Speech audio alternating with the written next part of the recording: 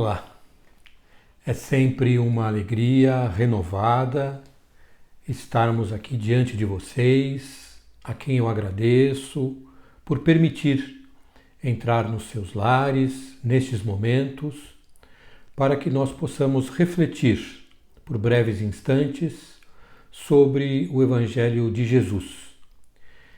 Antes de nós iniciarmos, façamos a nossa prece, sempre endereçando a Deus, o nosso Pai, de infinito amor e bondade, que nos protege, que cuida de nós, com desvelo de um Pai amoroso por todos os seus filhos, por toda parte, sempre nos abençoando com as dádivas da vida, da família, do trabalho, dos amigos e dos desafios que servem como alavancas para o nosso progresso.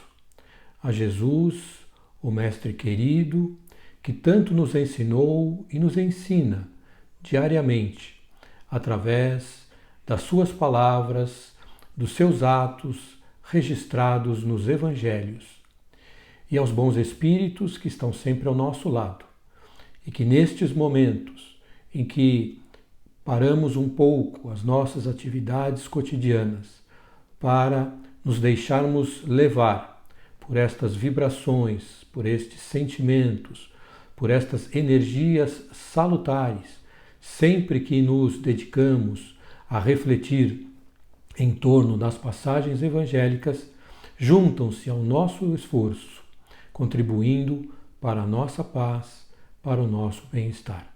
Que estes momentos nos encham de alegria, nos tragam saúde e felicidade. Que assim seja. Então, continuando o nosso trabalho, na sequência do estudo dos capítulos do Evangelho segundo o Espiritismo, hoje nós vamos tratar do capítulo 23º, cujo título é Estranha Moral. É um capítulo curioso porque ele aborda questões muitas vezes difíceis de serem bem compreendidas, e o codificador, o Allan Kardec, nos ajuda neste entendimento. Então, é um capítulo que trata, por exemplo, odiar os pais, abandonar pai e mãe e filhos, deixar aos mortos o cuidado dos seus mortos, não vim trazer a paz, mas a divisão. Então, para iniciar, é sempre importante nós lermos o texto tal qual ele consta da obra, para que não haja dúvidas a respeito das palavras e, posteriormente, a interpretação que Kardec faz e que nós tentaremos, de algum modo, humildemente, complementar ou tentar esclarecer. Odiar os pais. Como nas suas pegadas caminhasse grande massa de povo, Jesus, voltando-se, disse-lhes: Se alguém vem a mim e não odeia a seu pai e a sua mãe, a sua mulher e a seus filhos, a seus irmãos e irmãs, mesmo a sua própria vida, não pode ser meu discípulo.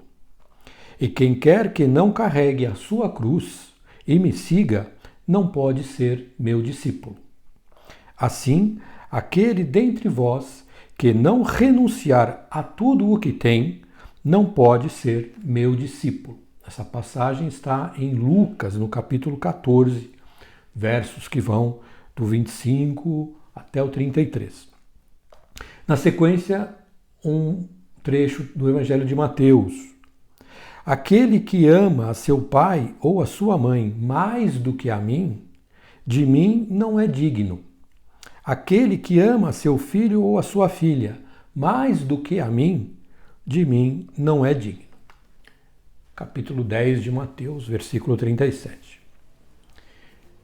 É claro que estas passagens, quando nós lemos, quando nós ouvimos as suas palavras, dá a impressão que algo não está bem, porque os termos em que elas foram redigidas e expressas contrastam muito, são muito diferentes do que nós estamos habituados a ver como palavras de Jesus, como os ensinamentos de Jesus. Há uma diferença, não é? Porque fala-se aqui em odiar pai e mãe, coisa que não condiz com a doutrina do Cristo.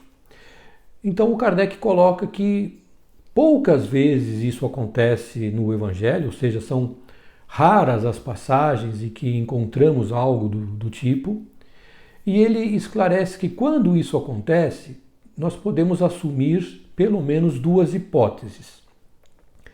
A primeira é de que tais palavras não foram ditas pelo Cristo e que aí houve possivelmente um problema ao longo das traduções, ao longo do tempo, de língua para língua, de idioma para idioma, e que acabou assumindo uma conformação, né? O texto acabou permanecendo de uma maneira que não corresponde àquela que foi expressa pelo Cristo. A segunda hipótese é que as palavras de Jesus, ainda que exatas na sua tradução, não tenham sido bem interpretadas, não tenham sido bem transmitidas pelas traduções e, portanto, gerando este tipo de dúvida, né? De sentimento de não conformidade com o cristianismo. Pois bem, neste caso aqui, o Allan Kardec procurou a ajuda de um professor, amigo seu, ele até tem aqui uma nota no próprio Evangelho, ele procurou o senhor Pesani, que era um professor, amigo seu, que era especialista tanto no idioma hebraico quanto no idioma grego, a fim de tentar melhor entender esta questão do odiar, principalmente, né? Porque para nós, para nossa cultura, odiar é um termo muito forte, né? Para quem professou uma doutrina que falou o tempo todo de amar ao próximo, de pagar o mal com o bem, de honrar pai e mãe, não é? Como é que pode se entender odiar seu pai, odiar sua mãe, odiar sua mulher e seus filhos? Então, ao consultar esse professor, né, o senhor Pesani, ficou claro que o verbo que utilizou-se para traduzir do hebraico para o grego tem um sentido mais de se contrapor numa comparação, né? Não odiar, mas amar menos, ou seja, atribuir uma graduação menor ao amor e não o ódio, não é? Como nós o entendemos hoje, né? Então, aí já fica claro que o nosso entendimento, a partir da palavra ódio, ele não está correto. Jesus jamais incentivaria, ensinaria o ódio a quem quer que seja. Não é? Jesus só veio ensinar o amor a Deus acima de tudo, a nós, amando o nosso próximo. Né? O amor a nós mesmos, ou seja, a partir do autoconhecimento, nós nos respeitarmos, nós nos perdoarmos, nós entendermos as nossas virtudes e as nossas limitações que ainda precisam ser trabalhadas e agir em relação ao próximo da mesma maneira como gostaríamos que o próximo agisse conosco. Este é o resumo da doutrina de Jesus. Então ele jamais poderia incentivar, ensinar o ódio. Então nós temos que entender aí o amar menos. Então, se nós voltarmos no texto, né, a gente pode já ter um entendimento diferente, no sentido de que Jesus estava dizendo, olha, aquele que ainda estiver mais voltado, mais preocupado, mais interessado, vivenciando mais as coisas do mundo, as realidades da vida material, na medida em que é um espírito imortal, não vai entender os meus ensinamentos e não vai me seguir, portanto. Porque Jesus veio falar não para as personalidades transitórias que estavam ali diante dele. Jesus trouxe a sua mensagem para a humanidade de espíritos imortais, que estavam ali reencarnados, mas que seguramente já teriam tido outras vidas e que teriam e terão outras vidas ainda, não é? Então, encontrar o reino de Deus em nossos corações é encontrar a paz, encontrar o equilíbrio, encontrar a felicidade através da prática do bem, da prática da caridade, da prática do amor ao próximo. E, portanto, amando a Deus, respeitando suas leis, que são sábias, que são eternas, que são inteligentes, amorosas, não é? Então, o ensino de Jesus veio para nos mostrar este caminho. Então, quando ele fala que alguém está mais voltado para as coisas do mundo e, portanto, deixa de dar atenção às realidades do espírito, tardará, demorará a encontrar este caminho para o reino dos céus. É disso que trata a mensagem. Então, quem está mais preocupado com o dinheiro, com as posses, com os negócios, com as relações, sejam familiares, sociais, não que isso não seja importante e até necessário, mas nós devemos dar o peso devido a estas questões, porque nós estamos reencarnados nesta vida, neste planeta, com um único propósito, de fazer o nosso espírito evoluir. E o caminho para tal evolução é seguir Jesus. Ele é o guia de nossas existências, o modelo e o guia para as nossas vidas.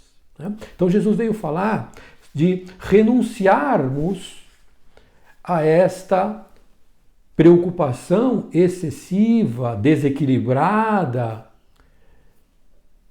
às coisas do mundo material e nos voltarmos com a necessária atenção, seriedade às questões morais que afetam o nosso espírito. É disso que trata. Então Jesus jamais poderia ensinar para odiar pai e mãe, né? Ou abandonar pai, mãe e filhos. Né? Jesus está falando aqui de uma renúncia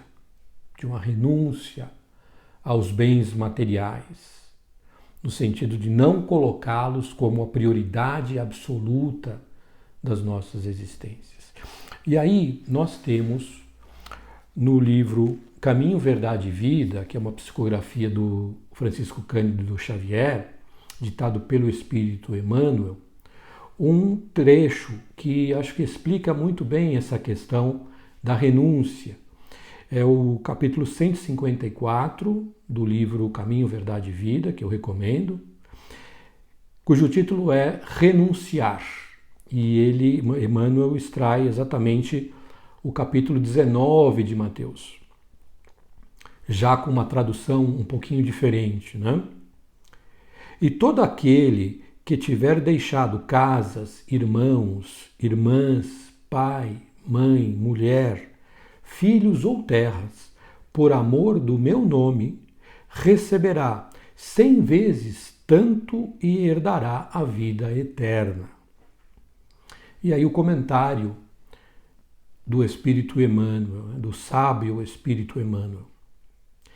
Neste versículo do Evangelho de Mateus, o Mestre Divino nos induz ao dever de renunciar aos bens do mundo para alcançar a vida eterna. Há necessidade, proclama o Messias, de abandonar pai e mãe, mulher e irmãos do mundo. No entanto, é necessário esclarecer como renunciar. Jesus explica que o êxito pertencerá aos que assim procederem por amor do seu nome. À primeira vista, o alvitre divino parece um contrassenso. Como olvidar os sagrados deveres da existência se o Cristo veio até nós para santificá-los? Os discípulos precipitados não souberam atingir o sentido do texto nos tempos mais antigos. Numerosos irmãos de ideal recolheram-se à sombra do claustro, esquecendo obrigações superiores e inadiáveis. Fácil, porém, reconhecer como o Cristo renunciou. Aos companheiros que o abandonaram, aparece glorioso na ressurreição. Não obstante, as hesitações dos amigos divide com eles, no cenáculo, os júbilos eternos. Aos homens ingratos que o crucificaram, oferece sublime roteiro de salvação com o Evangelho, e nunca se descuidou um minuto das criaturas. Observemos, portanto, o que representa renunciar por amor ao Cristo. É perder as esperanças da terra, conquistando as do céu. Seus pais são incompreensíveis, se a companheira é ingrata, se os irmãos parecem cruéis. É preciso renunciar à alegria de tê-los melhores ou perfeitos, unindo-nos ainda mais a eles todos, a fim de trabalhar no aperfeiçoamento com Jesus. Acaso não encontras compreensão no lar? Os amigos e irmãos são indiferentes e rudes? Permanece ao lado deles, mesmo assim, esperando para mais tarde o júbilo de encontrar os que se afinam perfeitamente contigo. Somente desse modo renunciarás aos teus, fazendo-lhes todo o bem por dedicação ao Mestre. E, somente com semelhante renúncia, alcançarás a vida eterna. Que belíssimo texto, que nos faz realmente compreender com mais clareza a mensagem do Cristo, quando ele fala então sobre abandonar pai e mãe, odiar pai, mãe, esposa, não é? É uma renúncia no sentido de nós abrirmos mão das expectativas exageradas e improcedentes que temos com relação aos demais. De querermos ser o tempo todo objeto das atenções, sermos compreendidos, sermos correspondidos nos nossos afetos. Este tipo de expectativas que são comuns é que trazem os conflitos, que trazem as decepções, que levam às dissensões, às brigas, aos desentendimentos. Por quê? Porque nós colocamos sobre os demais, sobre pais, mães, esposas, maridos, filhos, irmãos, amigos, expectativas que não correspondem à condição de cada um, de entendimento, de maturidade, de evolução espiritual. Cada criatura se encontra num diferente patamar. Portanto, não cabe, de modo algum, esperarmos em relação aos demais o que quer que seja. Essa foi a renúncia de Jesus. Espírito perfeito que continua sendo, renunciou ao seu status de habitante das esferas mais altas do universo, de governador espiritual do planeta Terra, para assumir a condição de homem encarnado, nascendo na mais modesta situação, numa manjedoura, entre os animais. Exatamente para mostrar para a humanidade que a grandeza de cada um, de cada uma, não reside no status, na condição econômica, na cultura, na posição. A grandeza é um dom da alma, na medida em que nós adquirirmos conhecimento e moralidade. Então Jesus renuncia a esta sua condição para vir viver entre os homens, ignorantes, violentos, não é? Incapazes de assimilar profundamente os seus ensinos, mas ele não se incomodou. Esteve o tempo todo entre aqueles que mais necessitavam. Em suas palavras, os médicos não vêm para os sãos, mas para os doentes. No caso de Jesus, nós, doentes da alma, doentes do espírito. Pouco lhe importava se estava entre criminosos, mulheres de má vida, doentes. A todos ele dispensava o tempo todo o seu amor, o seu carinho, a sua compreensão, mesmo quando não era compreendido. Mesmo quando recebia de volta a ingratidão, quando curava alguém. Mesmo quando foi acusado, julgado e condenado absolutamente de maneira injusta, por razões de interesses. Jamais ergueu a voz, jamais tentou se autodefender, jamais chamou para si a condição de governador espiritual do planeta. Não, se submeteu humildemente a tudo o que lhe fizeram, por mais absurdo que possa ter sido. Então, é nesse sentido que nós devemos compreender a renúncia. Se os nossos pais não são aqueles que nós gostaríamos, isso não deve ser motivo para que nós os abandonemos, para que nós esqueçamos o dever filial que cabe a cada um de nós. Porque eles nos concederam o maior dos dons, o maior tesouro que poderíamos ter, que foi esta vida, esta existência, pela qual nós tanto pedimos, imploramos a oportunidade sagrada de regressar ao cenário terrestre. E graças a eles isso nos foi possível. Portanto, esse nosso dever de assisti-los, de ampará-los, de dedicar-lhes atenções, carinhos, jamais deve ser esquecido.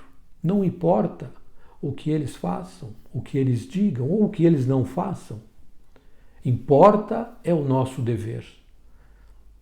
Se o nosso cônjuge, se a nossa esposa, se o nosso marido tem condutas, tem um modo de ser que por alguma razão nos desagrada, não nos compreende, não nos apoia, devemos esquecer de nós mesmos e devotar a este companheiro, a esta companheira, todo o nosso afeto, toda a nossa compreensão, toda a nossa paciência, todo o nosso desvelo para fazer da sua vida o mais feliz possível, ainda que ninguém é responsável pela felicidade alheia.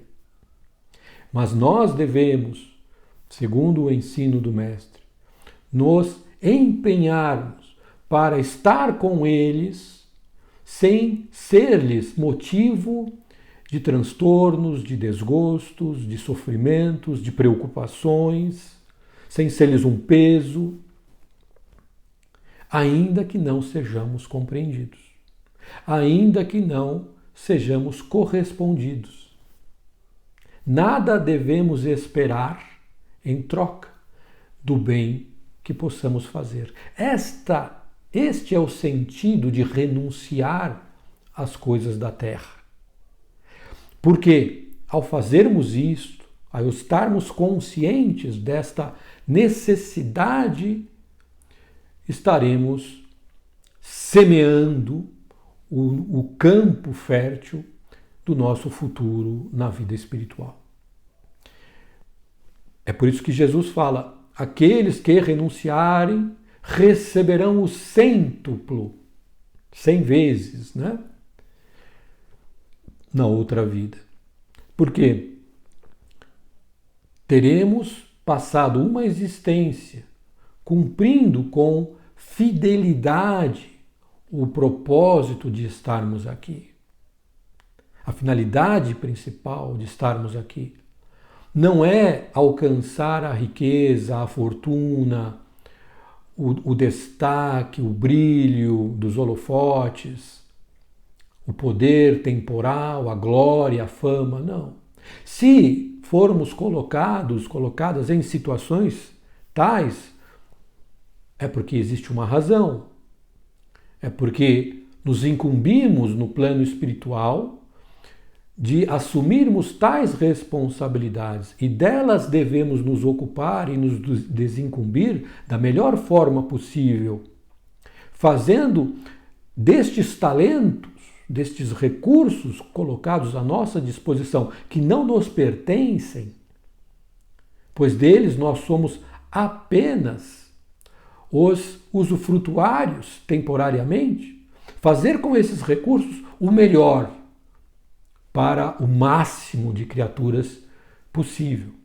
Não só para o nosso prazer, para o nosso desfrute, mas contribuirmos de forma efetiva para o progresso material e moral da sociedade na qual nós estamos inseridos.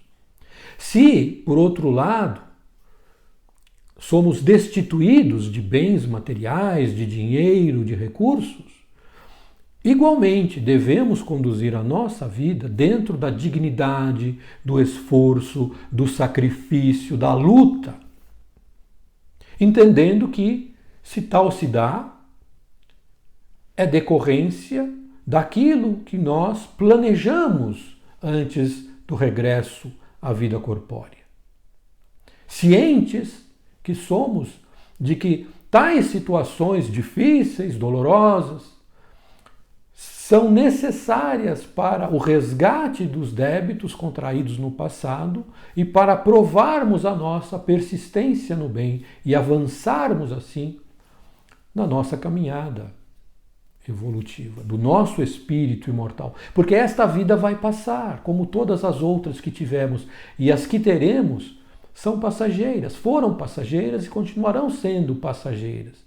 Enquanto o nosso espírito ainda tiver necessidade de habitar um corpo material, num planeta material, significa que ainda estamos em evolução.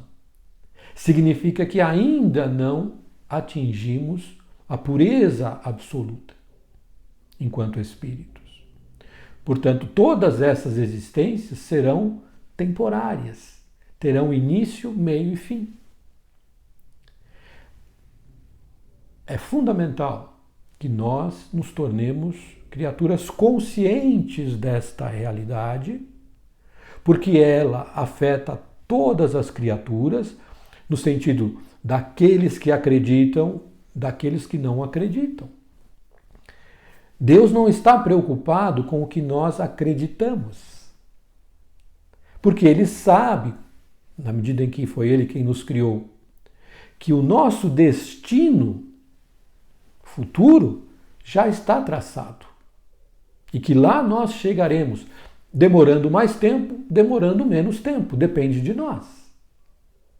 E Jesus veio exatamente para deixar um guia que tornaria e torna mais rápida esta caminhada para aqueles capazes de incorporarem em suas vidas, nas suas condutas, tais ensinamentos. Então, quando Jesus fala de amar ao próximo, de fazer todo o bem que estiver ao nosso alcance, de não fazer o mal, é exatamente neste sentido. E quando ele traz este ensinamento da renúncia às coisas materiais, às relações materiais, está nos ensinando o desapego. Algo muito difícil para todas nós, para todos nós. É natural que nós, como pais, como mães, como esposas, como maridos, como filhos, nos apeguemos às pessoas, às coisas. não devemos confundir os bons sentimentos que devem ser cultivados com o apego. Porque o apego faz com que nós não queiramos jamais nos distanciar do objeto ou da pessoa. Mas isso se fará necessário. Isso acontecerá obrigatoriamente algum dia. Que seja o mais longe possível desta data. É o que eu desejo a todas vocês, a todos vocês. Mas isso acontecerá. Ou porque nós partiremos, e nós partiremos, ou porque aquela pessoa partirá, e ela partirá, ou porque por uma circunstância da vida, aquele bem, aquela posse, aquele objeto mudará de mãos, deixará de estar sob a nossa guarda e passará à guarda de alguém. Isso também faz parte do ciclo natural da vida. E devemos compreender isso com naturalidade, sem sofrermos, sem nos machucarmos, sem entrarmos em desespero, sem perdermos a fé, a confiança, a esperança. Se temos a certeza de que Deus é nosso Pai, de infinito amor, bondade, sabedoria, Ele jamais nos colocaria numa situação para o nosso mal. Tudo que provém da divindade é para o nosso bem. Mesmo que, ao nosso olhar limitado pela matéria, pelas circunstâncias, nos dê a impressão de que aquilo é um mal. Não é um mal. É sempre para o nosso bem.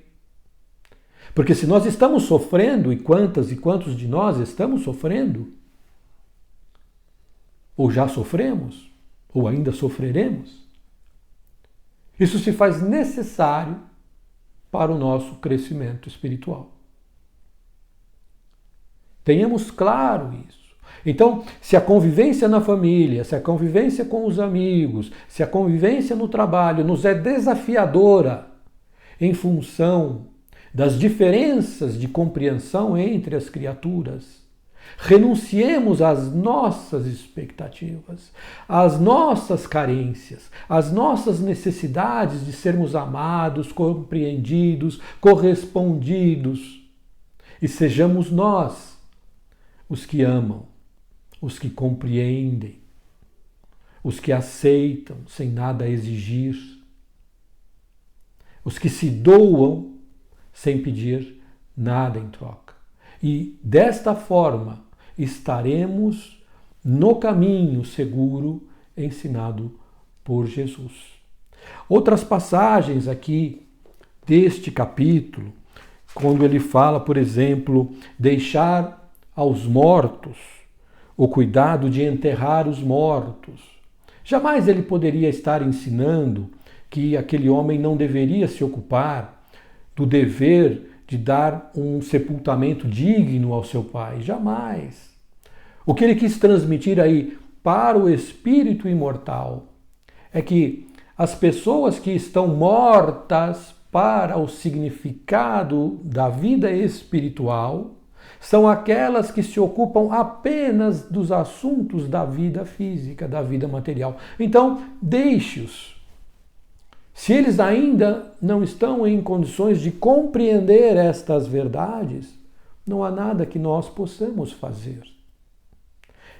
Não podemos lhes impor nada. A doutrina espírita é muito clara com relação à impossibilidade de corromper consciências. Cada um está no seu grau de entendimento. Não vim trazer a paz, mas a divisão, ora. Como não veio trazer a paz, o príncipe da paz? Jesus faz aí uma predição em relação ao futuro. Porque se no cristianismo iniciante havia toda uma perseguição por parte ou do judaísmo ou do paganismo em Roma, quando o cristianismo é tornado a religião oficial do Império Romano por interesses políticos puramente, passou ele, cristianismo, a ser o perseguidor de outras religiões, a tal ponto de que nós tivemos guerras sangrentas, as cruzadas e tantas outras, em nome de Jesus. Seria ele o responsável por essas atrocidades? Ou seria a loucura dos homens, a sede insaciável de poder, de glória, que levou a humanidade a esses atos terríveis? Jesus jamais ensinou a violência. Então o que ele estava dizendo aqui, que não veio trazer a paz, veio trazer a divisão, porque ele sabia que no futuro os seus seguidores que não o compreenderam corretamente assumiriam essas disputas até dentro das próprias fileiras do cristianismo, as diferentes seitas, as diferentes denominações que até hoje se digladiam pela primazia de ter Jesus como o seu dignatário. Jesus não veio fundar nenhuma religião, eu já falei isso diversas vezes. Jesus não era sequer cristão. Os cristãos vieram após Jesus. Não é? Então, vejamos que Jesus estava antevendo, predizendo o que certamente aconteceria no futuro, mas não veio pregar a divisão, a guerra. Mas ele sabia que isso aconteceria e fica feliz porque ele sabe que este é o momento que antecede as mudanças que ocorrerão no nosso planeta. É necessário que essa onda de caos, de violência, de disparidades, de loucura afetem a humanidade de tal forma, com tanta intensidade, que chegará um momento que, pela lógica, as criaturas vão entender que a única maneira de evitar este sofrimento é voltarem para o Evangelho de Jesus. Esse tempo chegará. Não há como predizê-lo em datas, mas estamos nesta caminhada. Chegaremos a estes momentos.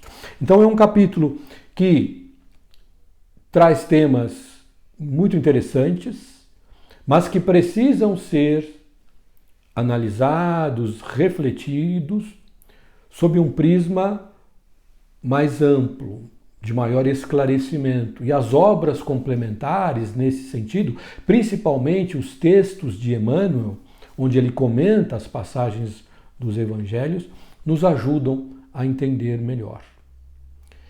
Nós ficamos por aqui com a nossa reflexão. Como sempre, eu agradeço profundamente a atenção, o carinho, as manifestações de vocês, desejando-lhes tudo de bom, muita saúde, muita paz. Que Deus abençoe todos nós.